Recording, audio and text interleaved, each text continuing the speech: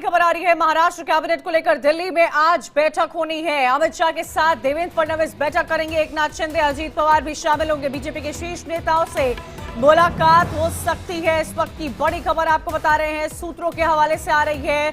महाराष्ट्र की कैबिनेट के विस्तार को लेकर आ रही है। महाराष्ट्र कैबिनेट को लेकर दिल्ली में अहम बैठक होने वाली है। अमित शाह के साथ ये बैठक होगी। महाराष्ट्र के मुख्यमंत्री देवेंद्र फडणवीस ये बैठक करेंगे। साथ ही साथ एकनाथ शिंदे, अजीत पवार भी इसमें शामिल होंगे।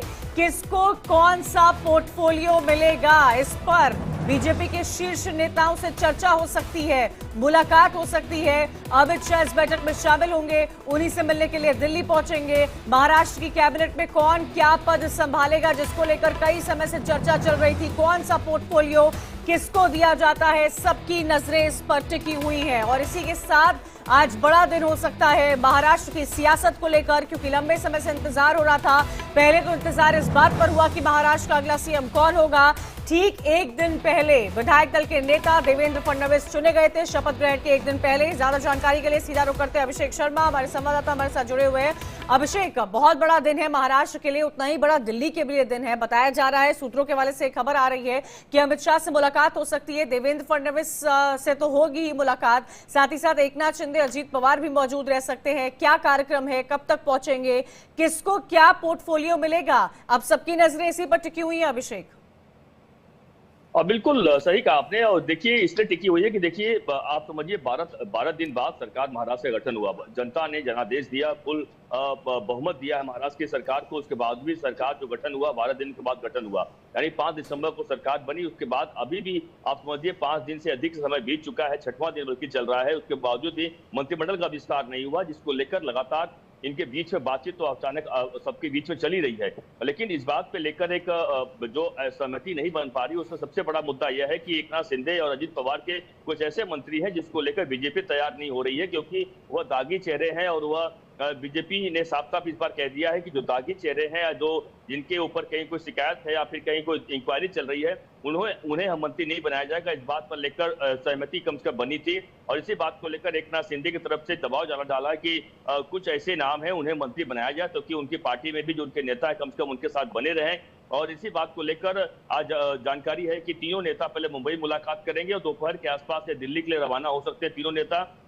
और दिल्ली में अमित शाह से मुलाकात कर इस बात पे जो कहीं के एक हल निकाला जाएगा, आखिरकार क्या हो सकता है, किस तरीके से। और यही कारण देखिए, लगभग नाम कुछ तय हो चुके हैं, लेकिन कुछ नाम ऐसे हैं जिस नाम पर सहमति नहीं बन पा रही है। और यही कारण है कि आप समझिए कि सरकार बनने के 5-6 दिन बाद भी अब तक मंत्रिमंडल का विस्तार नहीं हो पाया। हालांकि पहले खबर आई थी कि 12 तारीख को सब मंत्रिमंडल का विस्तार होगा, लेकिन अब ये जानकारी है कि 14 तारीख को मंत्रिमंडल का विस्तार होना तय है।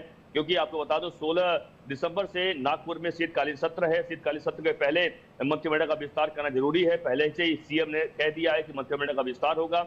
ऐसे में अब तक नामों को लेकर, अब तक देखिए मंत्रालयों को लेकर लगातार आपस में मतभेद चल रहा था, कई मीटिंग चल रही थी। हालांकि मंत्रालय को लेकर अभी भी एकनाथ शिंदे की मांग है कि उन्हें गृह मंत्रालय मिले, लेकिन अब मंत्रियों के नाम को लेकर असहमति है बीजेपी को। और बीजेपी चाहती है कि सरकार 5 साल महाराष्ट्र में चले तो बड़े अच्छे तरीके से चले, क्योंकि यहाँ पर कोई भी गड़बड़ी ना हो या कोई ऐसा आरोप ना लगाए कि इनके जो मंत्री हैं वह उनके ऊपर दाग कुछ है या फिर उनके ऊपर कुछ ऐसे इंक्वायरी बैठी हुई है। तो तमाम ऐसी चीजों पर बीजेपी बहुत सोच समझकर काम कर रही है। यही कारण है कि उन्होंने एक बड़ा फार्मूला तय किया कि रिपोर्ट कार्ड के आधार पर सभी को मंत्री बनाया जाएगा। लेकिन माना जा रहा है कि आज दोपहर के बाद सभी तीनों नेता दिल्ली के लिए रवाना होंगे और दिल्ली में अमित शाह से मुलाकात कर, क्योंकि अब समय कम बचा हुआ। आप समझिए 11 तारीख आज हो चुकी है, 14 को शपथ समारोह अगर होना है तो उसके पहले ही तमाम जो प्रॉब्लम्स हैं इनके बीच में उसको दूर करना जरूरी हो जाता है। यही माना जा रहा है कि दोपहर के बाद अमित शाह से मुलाकात इन लोगों की आज शाम को हो सकती है दिल्ली में।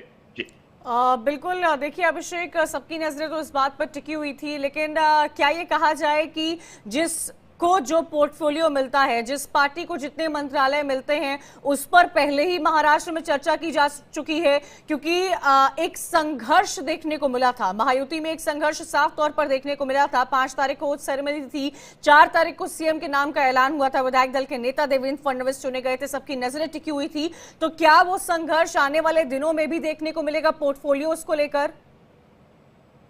अब बिल्कुल संघर्ष हो रहा है, यही कारण है कि ऐसा बताया मैंने कि आप समझिए कि 5 दिन या छठवां दिन चल रहा है। आप समझिए 5 दिसंबर को सरकार ने गठन हो गया महाराष्ट्र में, उसके बाद भी अब तक मंत्रिमंडल का विस्तार नहीं हो पाया और उसी दिन आपको बता दो 5 तारीख को ही मंत्रियों के 7 शपथ लेने वाले थे सीएम और डीसीएम, क्योंकि कई सारे मंत्रियों का नाम लगभग तय हो चुका था। लेकिन चूंकि बीजेपी की तरफ से एक बड़ा शर्त रखा गया कि सबकी रिपोर्ट कार्ड देखी जाएगी, जो भी विधायक है उनका रिपोर्ट कार्ड, जो पहले मंत्री रह चुके हैं उनका रिपोर्ट कार्ड देखा जाएगा कि उन्होंने पिछली सरकार में कितना अच्छा काम किया है या अपने इलाके में कितना अच्छा काम किया, ऐसा कोई बयान दिया है क्या विवादित। देखिए 2-3 जो जानकारी आपको बता दूं कि क्यों आखिरकार रिपोर्ट कार्ड मांगा जा रहा है। इसलिए मांगा जा रहा है क्योंकि वह बीजेपी देखना चाहती है कि पिछली बार ऐसे कोई उनके नेता क्यों ना हो, बीजेपी के ही क्यों ना हो या शिवसेना के हो या एनसीपी के हो, वह ये देखना चाहती है कि उनके वजह से कोई महायुति में कोई टूट नहीं हो सके या कोई गठबंधन में दरार ना आ सके। ऐसा कुछ बयान तो नहीं दिया है, यानी उसके मतलब साफ है कि या उनके ऊपर कोई बड़ा आरोप तो नहीं लगा है, कोई इंक्वायरी तो नहीं चल रही है। इन तमाम एंगल पर बीजेपी की तरफ से एक शर्त रखी गई है और उस बात पर तीनों नेताओं की तरफ से यानी बीजेपी और एनसीपी और शिवसेना की तरफ से सहमति बनी कि हाँ बिल्कुल ऐसे नेताओं को अब रखेंगे ताकि सरकार 5 साल चल सके। और कुछ मंत्रालयों को लेकर, मंत्रियों के नामों को लेकर, मंत्रालयों को लेकर विवाद चल रहा था, लेकिन मंत्रियों के नाम को लेकर विवाद चल रहा है कि मंत्री कैसे बनाया जाए, वह पार्टी का अपना अधिकार होता है। लेकिन बीजेपी कहीं कहीं इसमें कह रही है कि क्योंकि सरकार 5 साल चलाना है, निर्विरोध कोई विवाद। अभिषेक क्या ये कहा जाए कि जो स्ट्रॉन्ग पोर्टफोलियोज हैं वो बीजेपी अपने पास रखेगी? गृह पर तो सबकी नजर थी, एकनाथ शिंदे लगातार कह रहे थे कि गृह विभाग उनको मिलना चाहिए, पीडब्ल्यूडी डिपार्टमेंट किसको मिलेगा? क्या जो पोर्टफोलियोज का डिस्ट्रीब्यूशन होगा उसमें स्ट्रॉन्ग पोर्टफोलियोज बीजेपी के पास होंगे या बीजेपी इस बात को समझ चुकी है कि अगर 5 साल सरकार चलानी है तो एक समन्वय होना चाहिए, अगर समन्वय मुख्यमंत्री के पद पर नहीं बन पाया है तो वो समन्वय कहीं ना कहीं जरूर पोर्टफोलियोज के जरिए बनना चाहिए? बिल्कुल, देखिए पहले दिन से बिल्कुल सही कहा आपने। पहले दिन से देखिए तो तय था कि महाराष्ट्र में सीएम कोई बनने वाला था तो बीजेपी का ही बनने वाला था, लगभग तय हो चुका था। लेकिन चूंकि कई सारे डिमांड्स होती हैं पार्टी के लेवल पर, बिल्कुल एकनाथ शिंदे कहीं कहीं उनको लग रहा था कि शायद उनके साथ चमत्कार हो जाएगा, लेकिन उन्हें भी पता चमत्कार नहीं होने वाला, बीजेपी का सीएम बनना था। लेकिन एक बात सच है कि समन्वय आपस में बना रहे, यही कारण है कि बीजेपी चाह रही है कि जब सरकार बन चुकी है और मंत्री जब और इसी समन्वय को बनाने के लिए दिल्ली में बैठक बुलाई गई है। 2 बजे का वक्त अभिषेक बता रहे हैं, जब मुलाकात होगी अमित शाह के साथ। देखना दिलचस्प होगा कि किस पार्टी को क्या विभाग मिलता है, क्योंकि सिर्फ महाराष्ट्र की ही जनता की नहीं बल्कि दिल्ली की भी सियासत की नजर इस पर टिकी हुई है कि महाराष्ट्र में किसको क्या पद दिया जाता है। शुक्रिया अभिषेक।